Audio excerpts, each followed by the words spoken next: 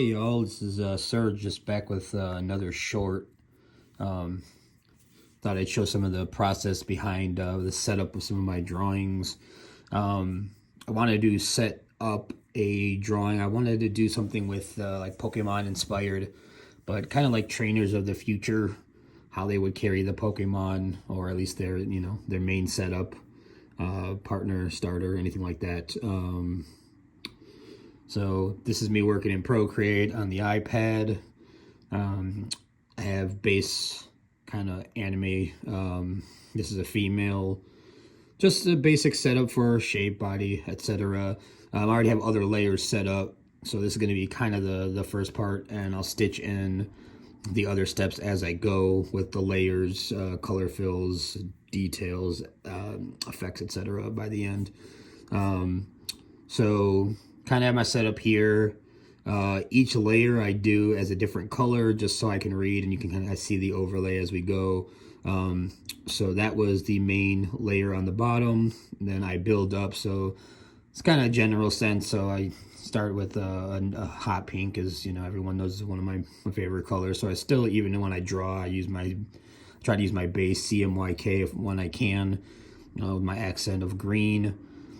So kind of have basic shape, hair set up because I'm actually going to build up an armor set for her, so I'm not going to fully detail all the hair. So this is just all the base shapes.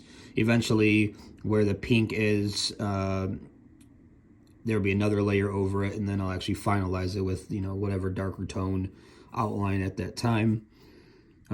So then on top of that, this is just kind of, again, how I see things.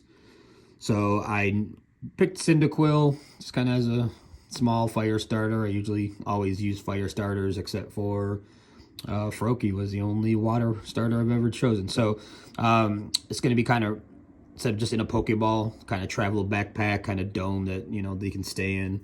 So that's in its own color set, and that's just going to be the glass part where that purple is. Now to like her armor, I kind of have it broken in two parts. So as I'm deciding what I want to add and subtract, I usually will have the two separately as I add things, and then we'll go and merge them down to one layer. So this was the initial helmet setup and backpack, so it kind of got a strap, which obviously would be on both sides, and the like base set for the like staging pod. We're gonna add more detail, light source, everything like that, transparent glass dome on that part as well. Kind of use the actual like kind of a motocross type helmet. Try to inspire, if you look at the portion on his front of his head, or the top of his head, kind of wanted to mimic that. So color schemes will probably match when I decide to choose them. Also gave the purple, you see how it pops out, because that's kind of denotes the shield. That will be the same transparency as the glass dome that the character's in. The next part is the expansion of the armor set.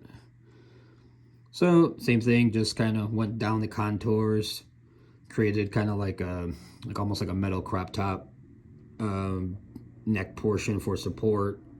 Also kind of ties into the support for the back.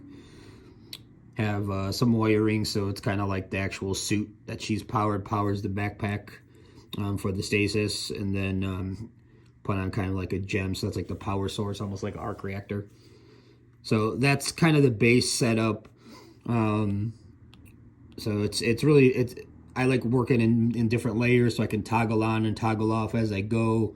When I do my actual coloring, the actual coloring will go underneath everything. So we'll start here, and just to do a quick, just kind of a quick thing, is as you can see, let's see, we'll just grab a quick skin tone on her. Let's see. So since I'm on the layer underneath, you're still going to see where all your lines are. So now I don't have to color in all the spots of her face. I would only be coloring in the sense the spots that are going to be seen or exposed. So even though this is going to have a dome area, still do the skin tone because it's going to be a transparent dome.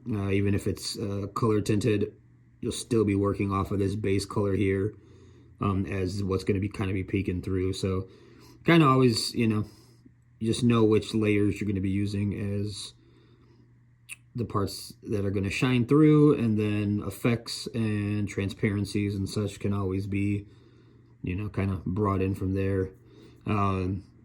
Cool trick is if you're trying to fill this without having any kind of edges or like feathering, not to fill the whole spot. When you drag, if you hold before lifting your pen up, you actually hold it, and then you drag left or right, a threshold will pop up, and it'll actually help you push towards the edge so it'll solid fill.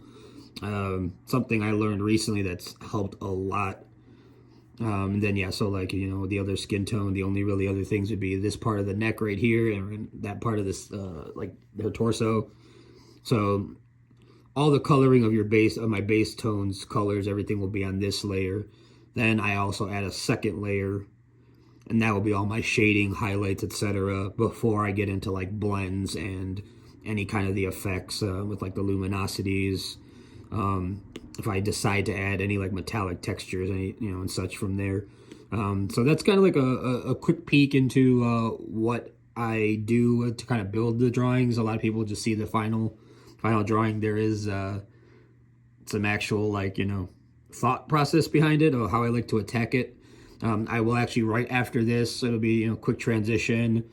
I'll be able to show you each of the color layer and the shadowed out layer, and then we can have a final product at the end. All right, thanks. We'll see you guys in a little bit.